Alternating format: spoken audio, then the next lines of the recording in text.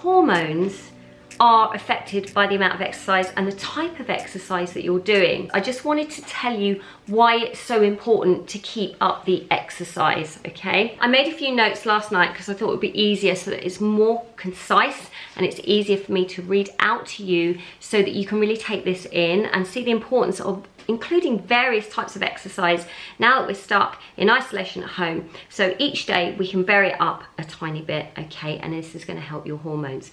So first of all, as we all know, exercise increases your endorphins. Your endorphins are your happy hormones that make you feel amazing, and they are released every time you work at a low to a medium intensity to a high intensity. It's that feel-good factor.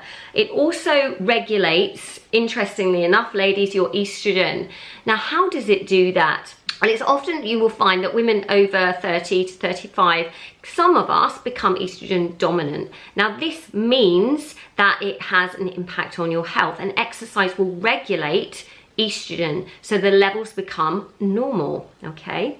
It really reduces that excess estrogen to a point at which you will be able to cope with those symptoms of over excretion of estrogen itself. It also regulates, this is exercise, it regulates cortisol. Now, I don't know if you're aware of it, but cortisol is a stress hormone that makes us hold on to fat. So if you're looking at a body and you see a lady that releases a lot of cortisol, she's going to be apple shaped, often with a normal sized legs to skinny legs, and then a big sort of apple body with a bit of fat on the upper thigh and also on the back of the arm. Now, cortisol is a stress hormone, so exercise is going to help you to reduce the cortisol, which is excreted in the adrenal glands, and this can lead to chronic conditions. So we want to really reduce that, and regular exercise is the key. The best thing to do is do low intensity exercise. It's so much more effective than high intensity exercise for cortisol release, because remember what I said before about high intensity exercises really releases oxidative stress, which then releases cortisol, which then makes you hold on to fat. So if you include low intensity exercise, if you have that shape, that fat around the middle, rather than high intensity exercise, you will find that you will start to lose it. Interesting, isn't it? So when do we do high and when do we do low? Well, we have to really be realistic. It's good to have variety, especially at the moment because we can't get out much. It's good to use a series of all sorts of exercise. It also improves, this is exercise, insulin sensitivity. This strengthens your liver function. This has a paramount effect on your long-term health, and exercise is that jump start for your metabolism, and it will slow down that oxidative stress.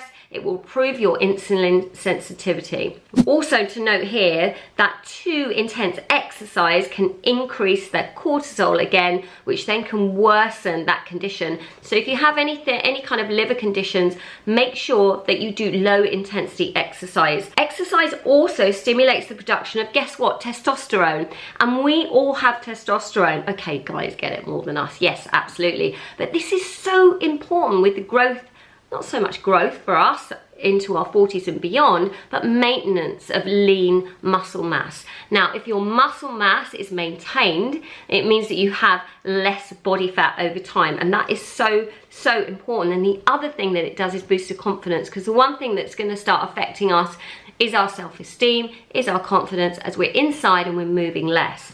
So by doing specifically weight training and HIIT training, you're going to find that your testosterone will be increased. Now, it doesn't mean you're going to turn into Arnie, it just means that you're going to have the ability to burn more fat and feel more confident. Okay, the other one is human growth hormone. So exercise, especially weights and HIIT training, naturally makes us produce more human growth hormone. And this is going to be a real boost of energy for you. It's going to make you feel more confident. It's going to have a profound effect on, again, your lean body mass. The other one that was quite interesting, there was a new hormone, I don't know if any of you are aware of this, that was found in 2012, and it's called the exercise hormone, and we've only very recently come to the forefront of this. But what it does, it produces a cascade of chemicals that work together. It's called irisin, and it actually turns the white subcutaneous fat cells into brown fat. So I don't know if you're aware of when a baby is born, most of its body contains brown fat, and brown fat helps to regulate the body temperature, okay? Now, the type of exercise that you want to be doing for this is endurance and guess what? Strength training. So go and look that up. It's called irisin, irisin. Okay. The other one is a protein hormone, okay? And this plays a role in protecting against insulin resistance and type 2 diabetes. So there are just a few benefits of exercise for us getting our body into shape.